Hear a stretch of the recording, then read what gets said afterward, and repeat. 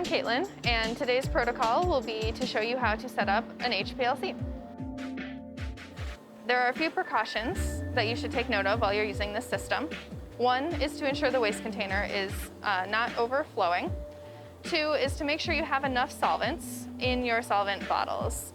Running the pump dry is very damaging to pistons and piston seals and just the instrument in general. So you always want to make sure you have enough solvent for any analysis that you need to do. And to make sure that you set the appropriate solvent volumes in the software so that the instrument can shut itself down if it's running out of solvent. There are a couple of uses for this instrument.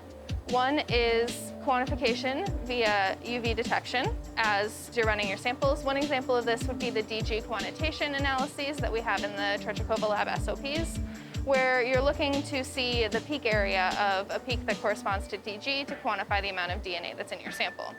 The second and more common use of this particular HPLC is the cleanup of samples prior to LC-MS analysis. So this HPLC is dedicated to trace analysis samples, where we're taking a sample such as urine or DNA and cleaning it up and enriching for our analyte of interest prior to LC-MS analysis. In this case, the amount of the analyte in your sample is almost always too low to be seen by UV quantitation, and this is just a cleanup method prior to your official analysis later on. In this case, you would add a retention time marker into your sample that you can see via UV and use that to determine when to collect your fractions that contain your analyte of interest.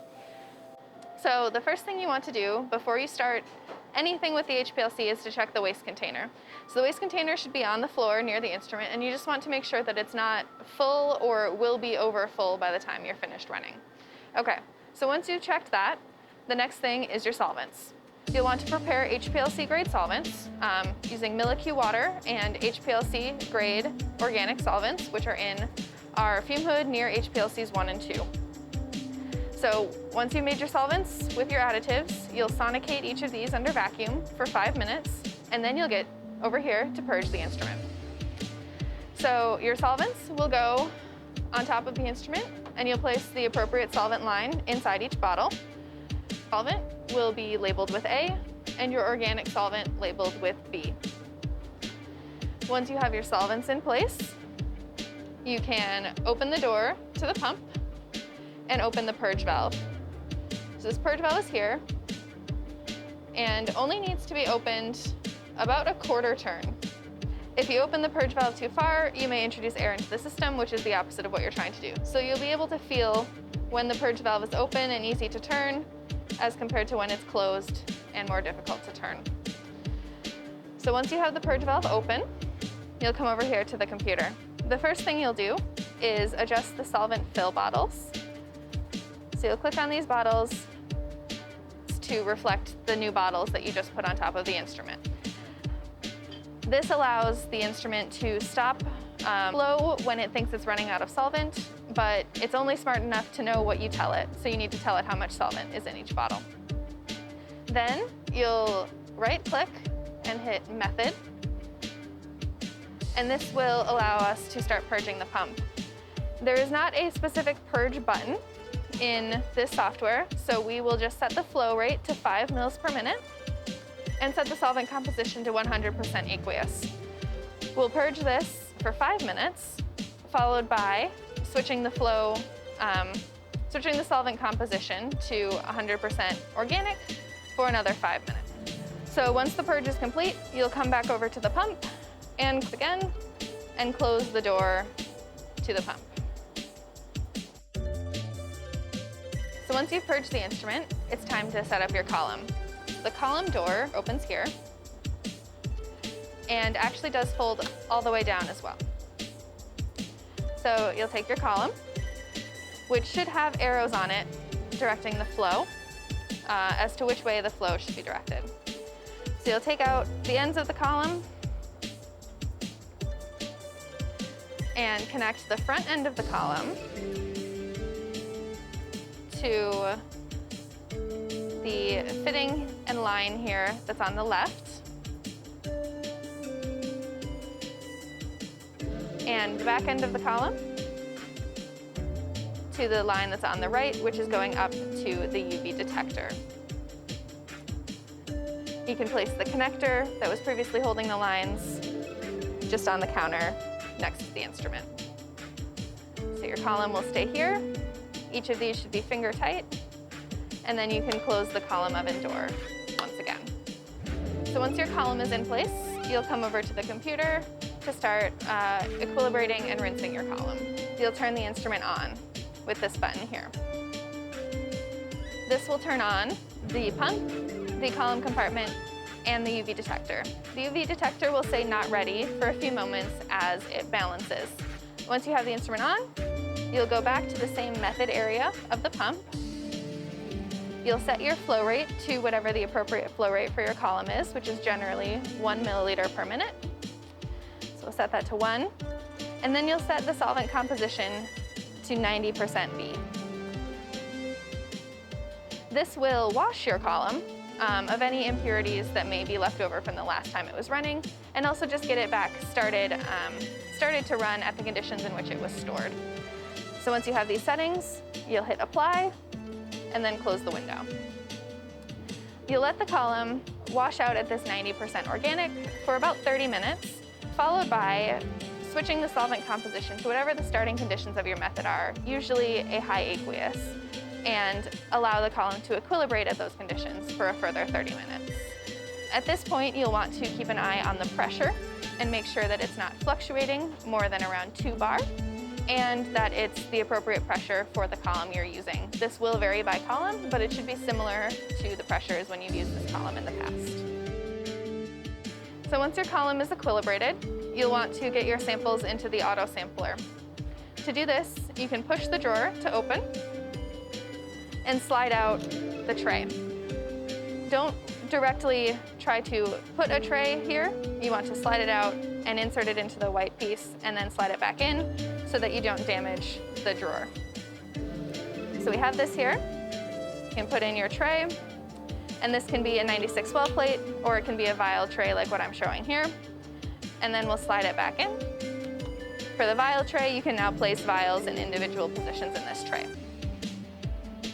Slide that closed and set up fraction collection as well. So for this 6 well plate, so we'll take our plate, push the button on the side of the fraction collector to open, and insert the plate into the tray.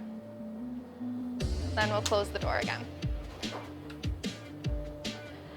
So once you have your samples in and your fraction collection system established, we'll come back over to the computer to set up the sequence.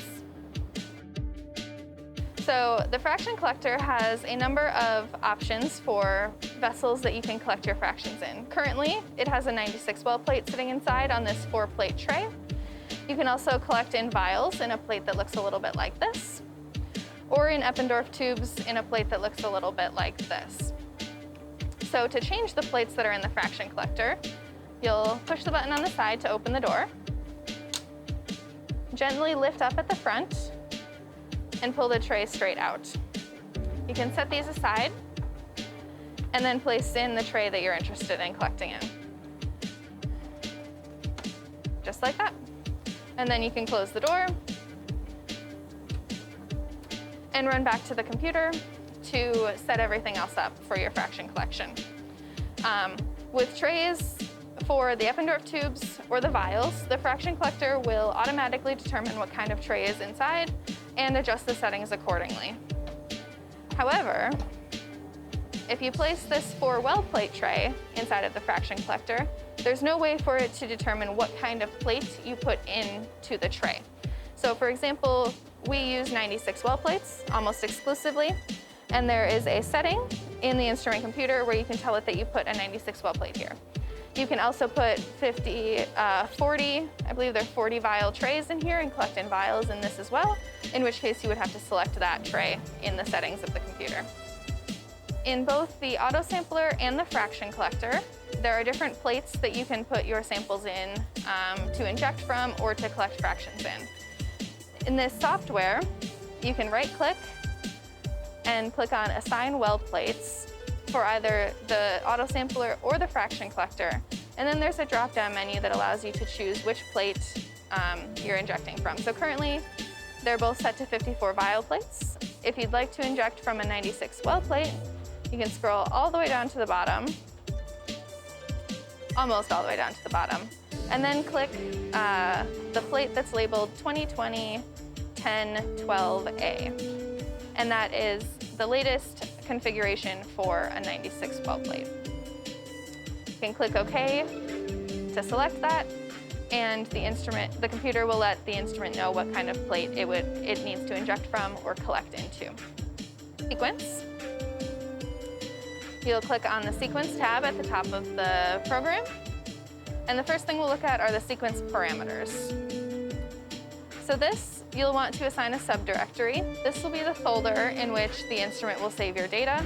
You'll want to label this with today's date and a short description of the samples that you're running. And then you'll want to determine what you would like the instrument to do when the sequence is finished. If you would like the instrument to turn to standby when you're completed, which will turn off the pump and the column heating and the wavelength detector, or if you would like the instrument to stay on. And then in the sequence comment box, you can put any additional details about the samples you are running.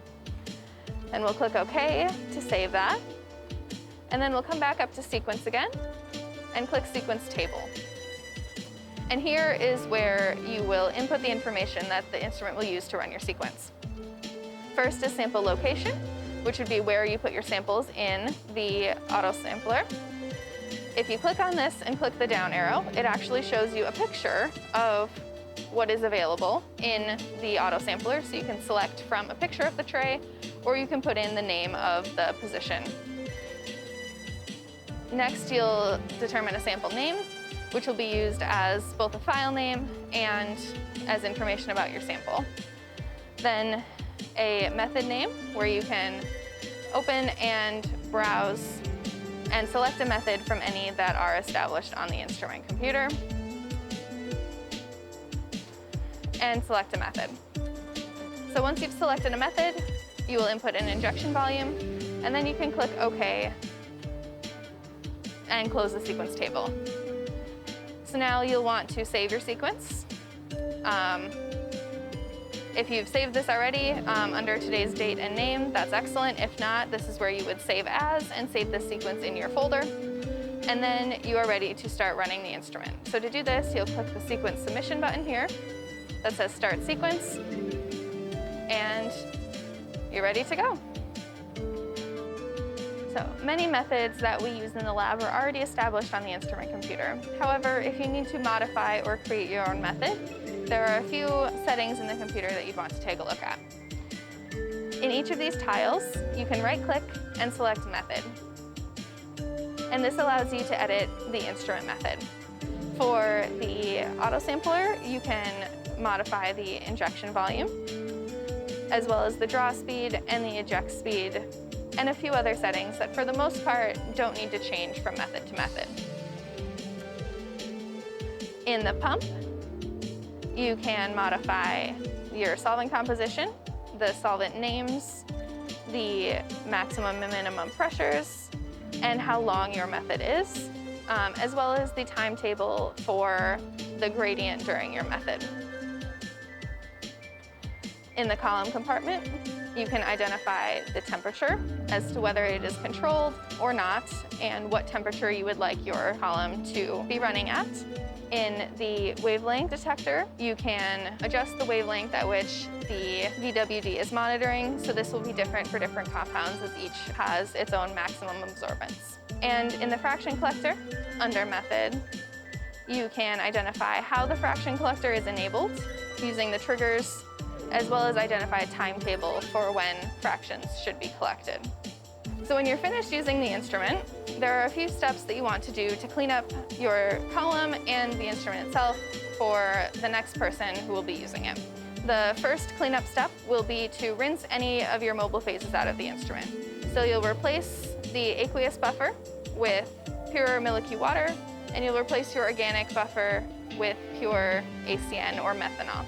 You'll purge the system again, the same way you did before with your own mobile phases, and then you'll run high aqueous flow through the system for about 30 minutes, followed by high organic to store the column and the system in high organic, free of additives, to keep the column and the lines as nice as possible. When this is done, you'll want to make sure you've removed all of your samples from the auto sampler and your fractions from the fraction collector so that the next person has room to start working.